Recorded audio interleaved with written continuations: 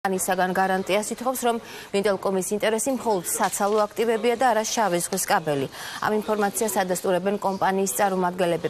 მობიტელის აქტივებთან დაკავშირებით დამატებითი საკითხის დაზუსტებისთვის კომისია მოსმენა ერთი თვით გადადო. სხდომაზე რეფორმატორების ლიდერიც მივიდა და სხდომის მონაწილეებისაგან განმარტებები მოითხოვა.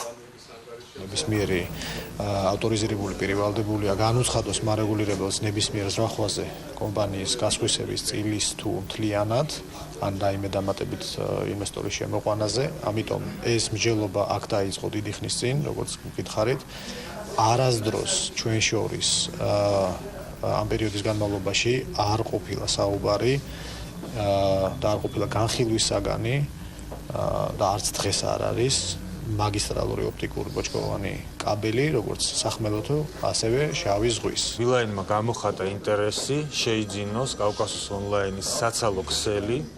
Beeline-ს არასოდეს გამოუხატავს ინტერესი შეიძინოს რამე სახის მაგისტრალური კაბელი, მათ შორის შავ ზღვაზე გამავალი. ჩვენ გვაინტერესებს მხოლოდ საცალო მომსახურების საცალო სეგმენტი. ვთვლით, რომ მობილური და ფიქსირებული საცალო ბიზნესის გაერთიანების შემთხვევაში მომხმარებელი მიიღებს გაცილებით მეტ სერვისს, მეტ სარგებელს და ფასები იქნება ხელმისაწვდომი.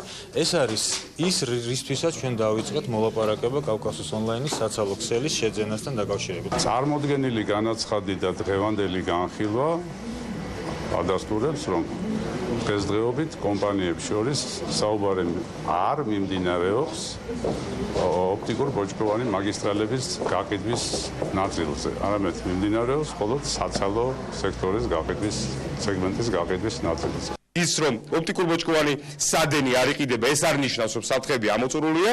მე ვთავაზობ, მარგებულ კომისიაში შეწყდეს ყოველგვარი განხილვა და პასუხისმგებლობა აიღოს მთავრობის მეთაურმა ბატონმა გია კვირიკაშვილმა. მზად ვარ კონსულტაცია დავიწყო მასთანაც მარგებულებელთან ერთად.